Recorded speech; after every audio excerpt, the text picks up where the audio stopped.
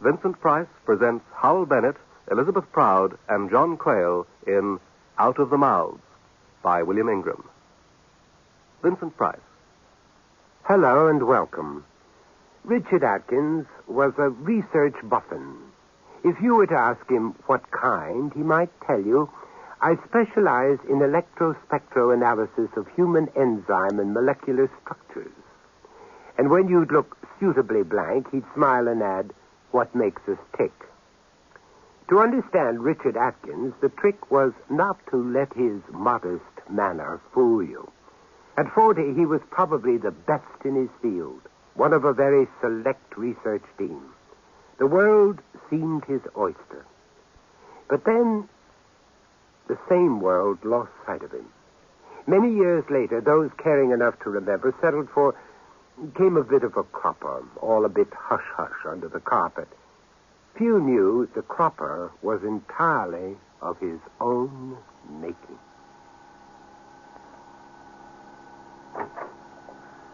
David, what the hell are you still doing here? Well, just thought I'd hang on a bit, see how it went. My confrontation with the head, much as expected, all very low-keyed, civilized. So, a shoulder to cry on. If you wanted one. Touching, but don't you think I'm a bit old for all that? I was thinking more along the lines of a drink. Improvement. This shouldn't take me long. Richard, what the hell are you doing? Clearing out my desk. But why? Can't it wait till tomorrow? It'll save me the extra trip in. Besides, I don't think I could stand all those raised eyebrows, querying glances. Told you so from the less charitably inclined. It would only be... With my best interests at heart? If you like. I don't think I could take that either. Right? Right. Truce? Truce. Final tally. 1 box of paper clips. 3 pen... They're not for the use of. Assorted elastic bands come in handy. I can make tanks out of cotton reels and matches. That brings back memories. Doesn't it? Just the caper for whiling away my premature retirement. Richard.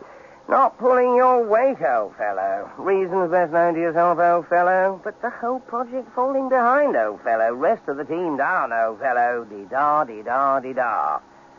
That was in triplicate, wasn't it? Just about. Was that all he said? Just about. Really rather touching, though. What? Whatever it was, he thought he was doing, poor old sod. So stewed in scientific jargon, anything approaching the human touch is quite beyond him. Ever the scientist. Options open right to the end. Oh? Showed me the door, but still didn't have the guts to slam it hard behind me. Oh? Losing a good man. That's a fact. Big step, couple of weeks leave, time to think it over. That came in triplicate, too. Why don't you? Right. I think I've earned that drink now.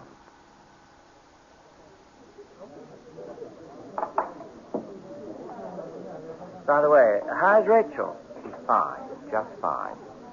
It's been ages. Kate and I were wondering if you both for found... Christ's sake. I think we can skip the social niceties, don't you? There's no need, David, old mate. For what? For whatever the hell it is you think you're doing. Richard, we're not just colleagues, we're friends. No hard feelings, but I don't think friendship comes into this. Not in the long run. A sounding board, then. Some kind of explanation. You owe it to me. Do I, Charles? Yes. Yes, I do, don't I? Let's face it, friend David. I was roped in on the project because they thought I could contribute something. They obviously still do. I could almost write them my end-of-term report. Reliable, diligent, though very occasionally restive, but perfectly manageable. Well? I just reached the point where I got sick of being diligent at the expense of being only occasionally restive. I see. You don't. And I'm not much better equipped to explain it. Just that recently, I've been staring down the wrong end of the microscope. So busy manipulating or trying to so many pieces of the jigsaw, I've lost sight of the overall pattern of things. That's all. Go on. This great secret we're all after. Evolution. The fountainhead. Call it what you like. Because the word hasn't been coined that could do it justice. But we've always considered it a process of growth. Growth. Growth physical, growth intellectual, growth spiritual. And I'm still scientist enough to put spiritual last. Well, I simply don't think of it as growth any longer. Deterioration. That's what we should be setting our sights on.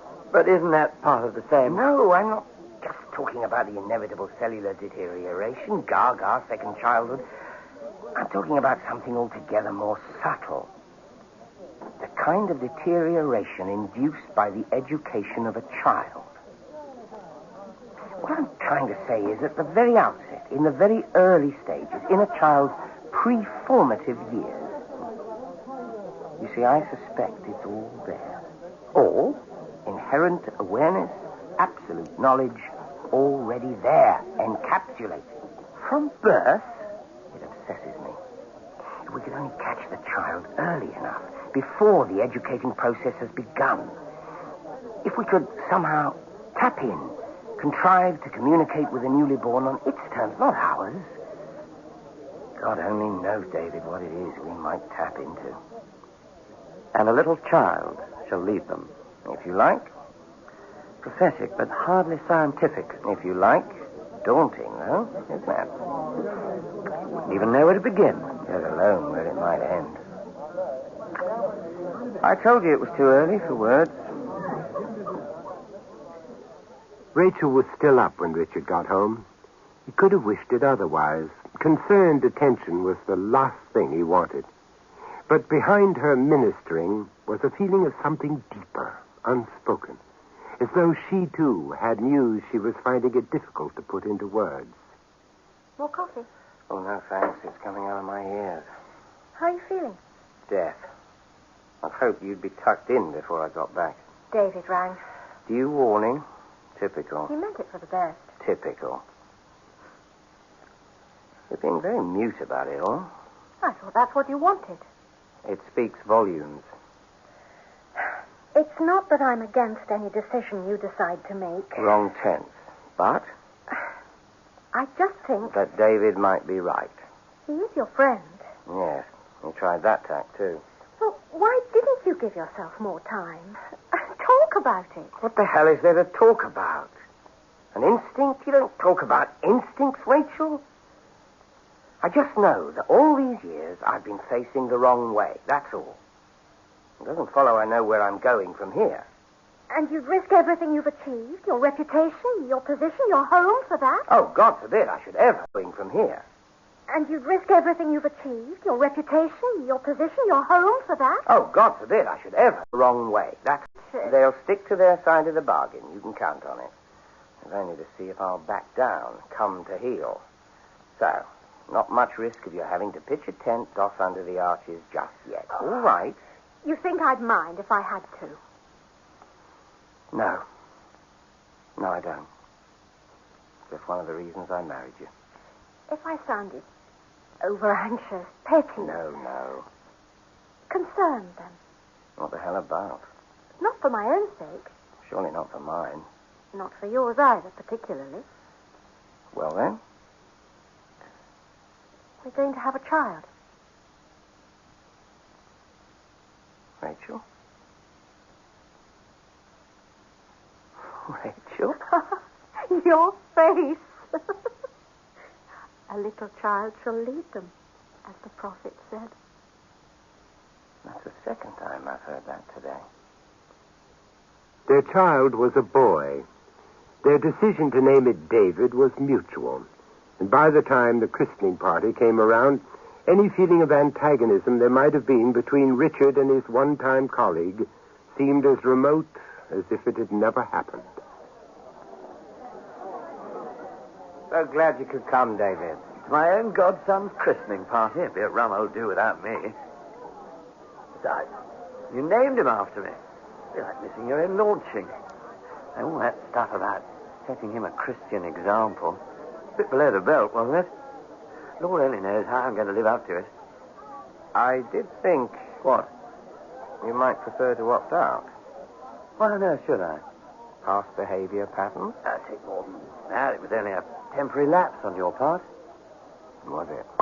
Water under the bridge. Was it? Which is more than can be said for these champagne bubbles.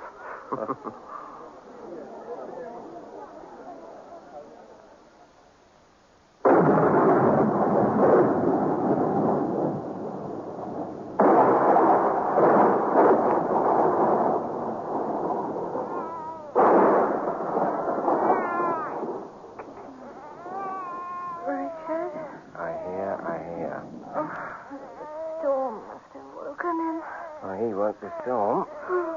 It's all right, love. Back to sleep. I'll see to young Caruso.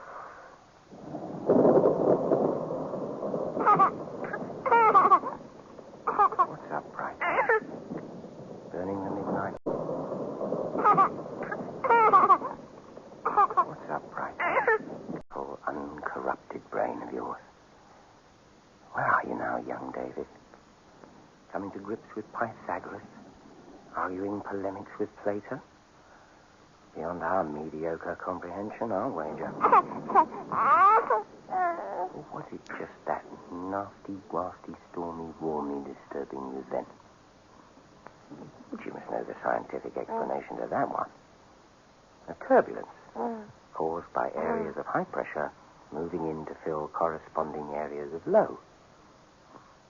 That's a theory, anyway. Or maybe you know better, eh? We're both fine.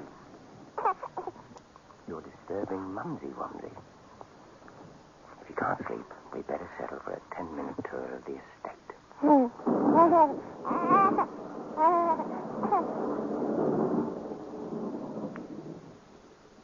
Rachel's call to David was brief.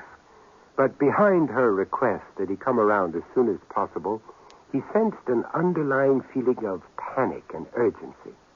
Richard was out. Together they sat in the small kitchen, David listening intently. But Rachel was distant, far off, reliving that night of the storm. The almost hypnotic trance instilled in her husband by the wide, innocent eyes of the child. I must have dropped off to sleep again, David. I've no idea for how long. It might have been minutes, hours. I only know I woke up with a start. Richard's side of the bed was empty. No sound from the nursery, but a feeling of... Yes? Coldness, a chill. Something I'd never known before. I called his name down the stairs, but he didn't answer. When I eventually found him, he was in the study, standing at the blackboard. It's ordinary enough. Yes, but there was something about it that was almost awesome. It's a funny word to use. But as though I was in the presence of... Of what, Rachel? He was holding young David in the crook of one arm.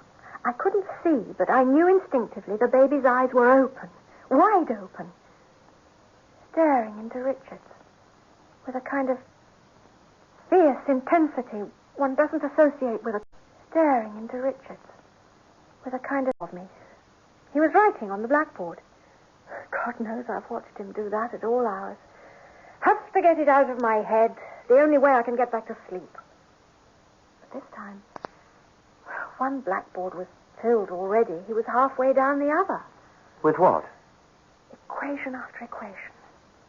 But when I looked closer, all the characters were unrecognizable, lacking his usual neatness, unmethodical, sprawling, line after line, written with a terrifying urgency.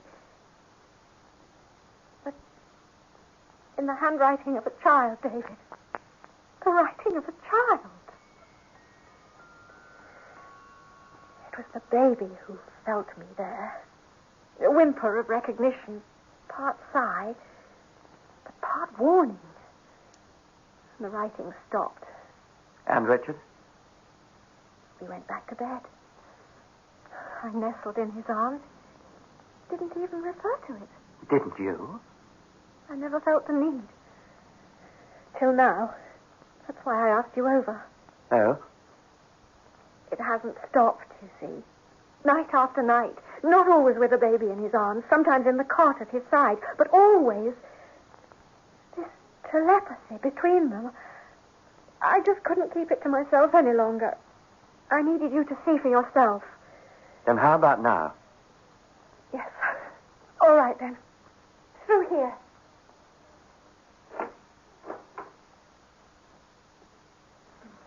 Close the door. Right. No chance of his coming back.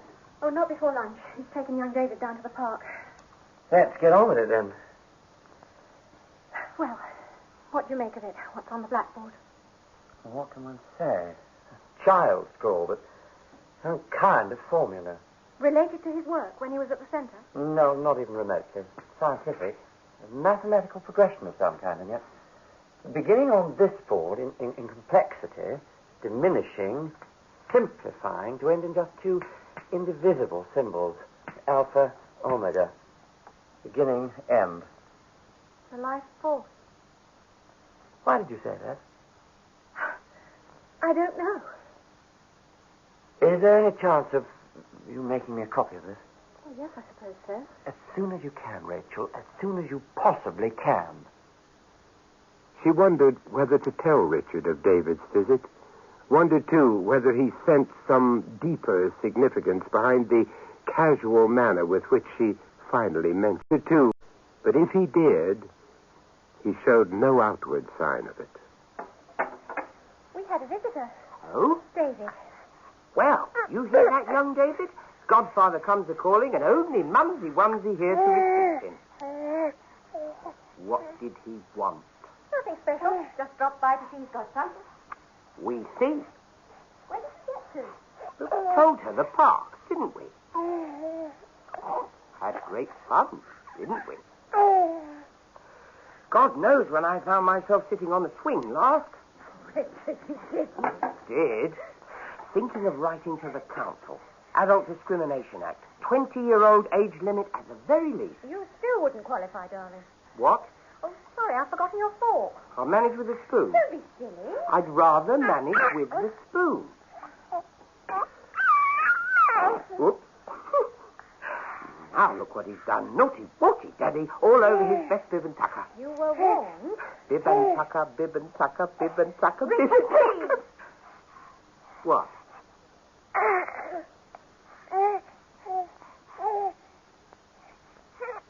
It would be only too easy to gloss over the weeks that followed. For Rachel, the overpowering imperative desire was to convince herself that everything was normal, that nothing untoward was happening, and that even if it wasn't, the real trouble lay in her own imaginings, that nothing in their lives had really changed, that Richard's affinity, this strange extra affinity he had with his son, unspoken, undeniable, was simply part of the process, part of becoming a father. She clung to the notion like a life raft. I only have to give him time. No, give myself time. If there's anything that needs questioning, it's my attitude. My ridiculous, jealous reaction to it all. As though my own son was some kind of a stranger. An intruder. The very notion of it appalled her. And so she had to find her consolation in the belief that her husband's behavior was simply a phase again. Of one thing she felt sure, no outside help was needed, especially from the likes of David, the meddling do-gooders. In fact, to be avoided at all cost. A period of togetherness, seclusion, away from the world was what they needed. But it was Richard, this new Richard, that resisted it, resisted with all his being.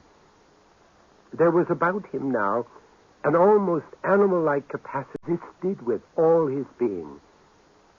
There was about him now an almost animal-like capacity, Richard, this primevally physical. A morning dawned when she was forced to admit she was losing, that she no longer had any choice, and as before, it was to David she turned.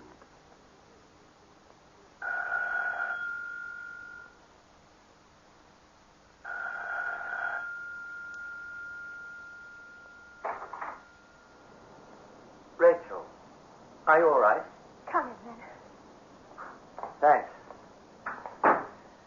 I got your message, but when I rang back, I didn't recognize the voice, so I hung up. Yes. Richard said he thought it was probably you. Richard said? It didn't sound like him. Well, he's either got one hell of a cold or his voice is on the change. Come on through.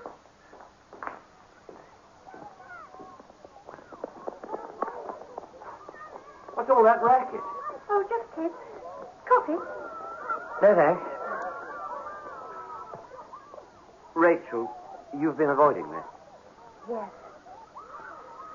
That stuff on the blackboard, you've run into a brick wall, haven't you? We've fed it through the computer. And? A blank, beyond computer analysis. I thought as much. Funny, it doesn't even seem important now. He knew I gave it to you. You told him? Just knew. It didn't seem to upset him. Only part of the key was what he said. All in the eyes. He was smiling at the baby at the time. And the baby seemed to know what he was saying and smiled back. And now... Look. What is it, Rachel? Come here to the window. Well, tell me what you see. Richard? Hardly believable, is it? The change in him. Childlike. That's it, childlike. What the hell's he up to? Oh, the boy next door kicked his ball into the garden. In the old days, Richard would have tossed it back with a ticking off for his trouble. Yes, look at him now. With a fatherly instinct coming out of him. You know that, isn't it? Competitive. Like equals. Would you believe he went out and bought a train set for young David? A bit premature. Oh, wasn't it, though? He's laid it out in the attic. Most nights now I wake to find his bed empty. I see. And that was... He's laid it out in the attic. Most nights now I wake to find his bed empty. Retards a child's ability to read. Now it's the first thing he turns to when he grabs the morning paper. Idiotic, isn't it? His eating habits have changed from savory to sweet. Would you believe lemonade and peanut butter sandwiches? His dress is more slovenly, his movements more awkward, more boisterous, as though... Well, look at him, David, look at him. Yes. You see it, too. Turning back the clock. I think somehow he's achieving it. The eyes, it's all in the eyes. That's what he said. They're the two of them have developed some kind of extraordinary telepathy between them. Young David, Richard, the child, and the man, enabling him to project himself backwards instead of forwards. Ultimate knowledge through absolute innocence. Backwards, ever backwards. Until... Until what? Dear God, who knows?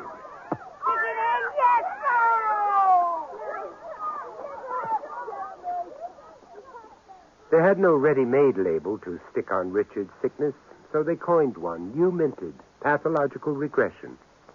They went through the processes, of course, psychoanalysis, mental therapy, deep hypnosis.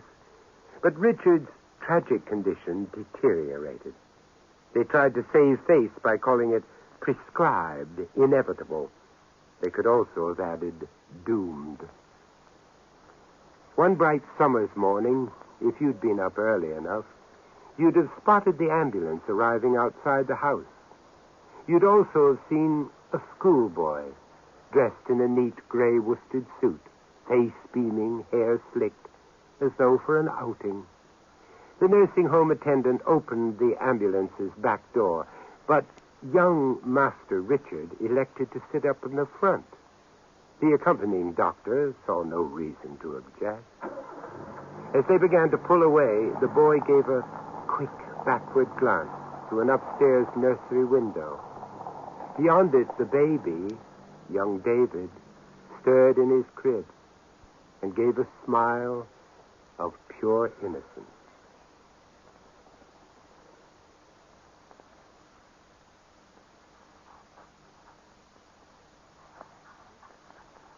It, whatever it is, that has been happening to me,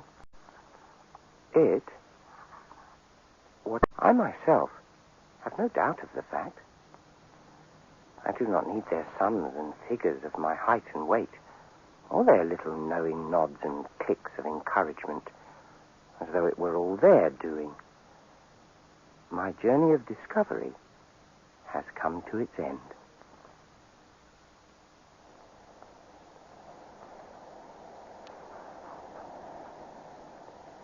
A good breeze today. Later, they will let me take my sailing boat to the little pond in the grounds. I shall watch it fighting the elements and the rough seas.